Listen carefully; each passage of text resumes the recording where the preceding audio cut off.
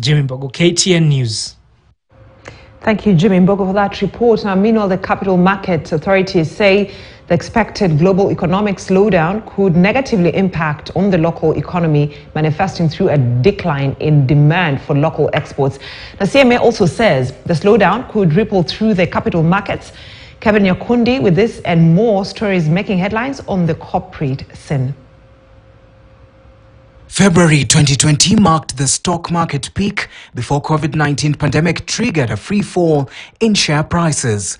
Markets were poised to recover from the pandemic, but a series of factors including higher oil prices and the war in Ukraine damped prospects, with the war affecting global food supplies and access to energy for the European market. The net effect is expected to be a global slowdown.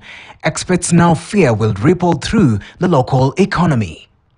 Investor sentiments seem to have been battered by the extraneous shocks, which have left securities markets unattractive if you look at it globally.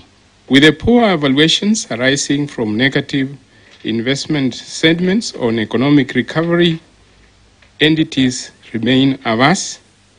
Meanwhile, farmers fear that the Russia-Ukraine war, high inflation rate and the coronavirus pandemic will lead to lower agricultural output prices in the international market. African producers could be hard hit, with most cash crops now viewed as a luxury as consumers across the globe cope with higher inflation rates. 2023 makadamia yetu bei haitakuwa juu vile tulikuwa tunavyofikiria. Itaanguka chini sababu makadamia sio kama mahindi ama mchere. Makadamia ni kitu kinaliwa kama vile sisi hapa tunatumia njugu karanga. Yani tunakula tu tujifurahishe ama isaidie mwili wetu, lakini si kitu unaweza kusema ni lazima iwe kwa meza jioni. Ati umeitisha mkulima degree ati dio aigizwe kwa bodi ya kutetea wakulima, umemunyima haki yake. Ebu wakulima watetewe na wakulima wa makadamia, tuache kuiticha hizo shahada za degree.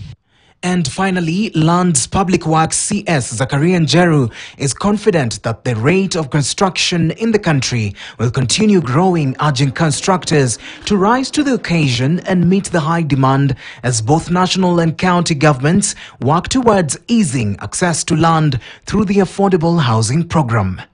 The authority keeps and maintains registers for contractors, construction workers, site supervisors, as well as construction